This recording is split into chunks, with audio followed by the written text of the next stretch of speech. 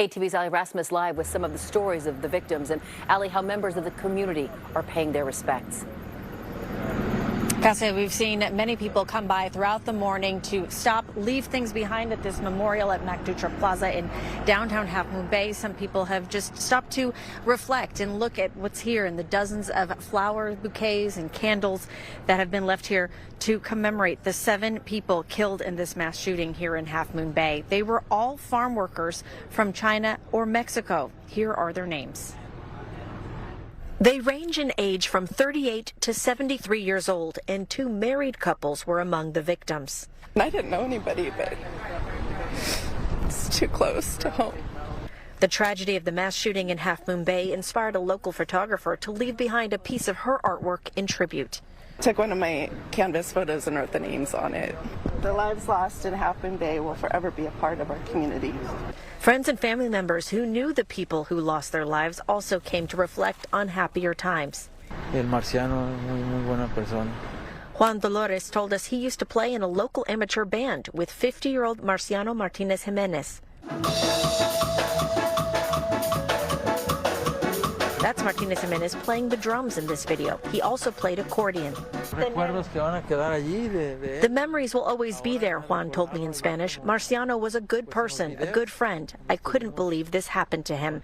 Martinez Jimenez was working as a supervisor at the Concord Mushroom Farm when he was killed. His family has a GoFundMe page to raise money to send his body back to his hometown in Mexico for burial. He was well-known and liked in this tight-knit Latino community in Half Moon Bay and had lived around here for the past 20 years. His friends said he volunteered as a Spanish translator at a local health clinic. His nephew told KTVU a coworker told them Martinez was the first person to confront the gunman at the farm and had tried to stop him.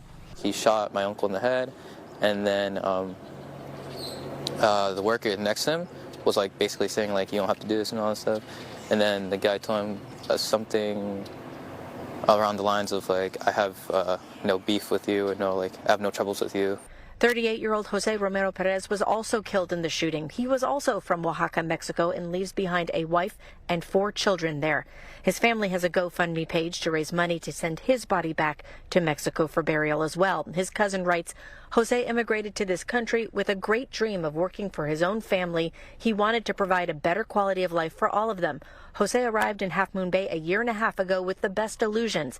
January 23rd, he painfully lost his life in the massacre at Half Moon Bay, and his illusions also died, end quote.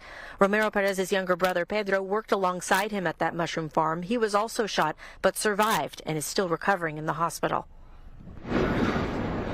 City officials here in Half Moon Bay say they're in the process of planning a community-wide vigil that will happen tomorrow evening. We're hearing around 5 o'clock here at Macdutra Plaza in downtown Half Moon Bay. We've seen them already put up signs closing off parking for tomorrow afternoon because they plan to close off some of the streets here because they expect that vigil will be very well attended by this grieving community. Live in Half Moon Bay, Ali Rasmus, KTVU, Fox 2 News. Ali, thank you.